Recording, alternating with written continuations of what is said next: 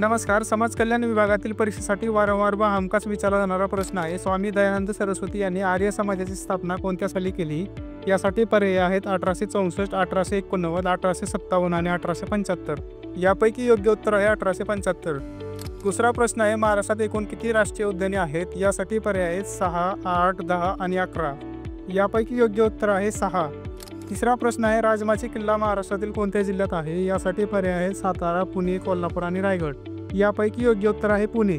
चौथा प्रश्न आहे, खालीलपैकी कोणी देवदासी प्रथेविरोधात परिषदेचे आयोजन केले होते? यासाठी पर्याय आहेत महात्मा फुले, गोपाळ गोखले, महर्षी विठ्ठल शिंदे आणि बाबासाहेब आंबेडकर. यापैकी योग्य उत्तर आहे महर्षी विठ्ठल शिंदे.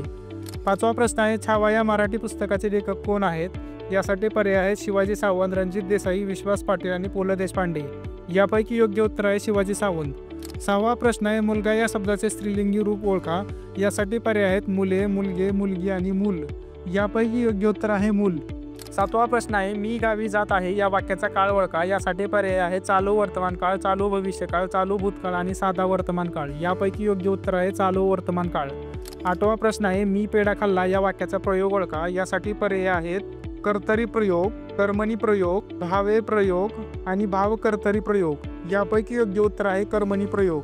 नववा प्रश्न आहे, तो काम करतो या वाक्याचे स्त्रीलिंगी वाक्य ओळखा. यासाठी पर्याय आहेत ती काम करते, हा काम करतो, ते काम करता आणि आम्ही काम करतो. यापैकी योग्य उत्तर आहे ती काम करते.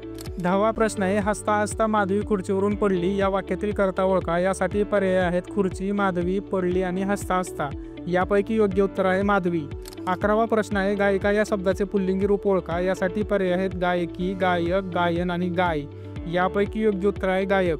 12वा प्रश्न आहे, खालीलपैकी विरुद्धार्थी जोडी ओळखा. यासाठी पर्याय आहेत हरित हिरवेगार, मेहनत कष्ट, विश्वास अविश्वास आणि धन संपत्ती.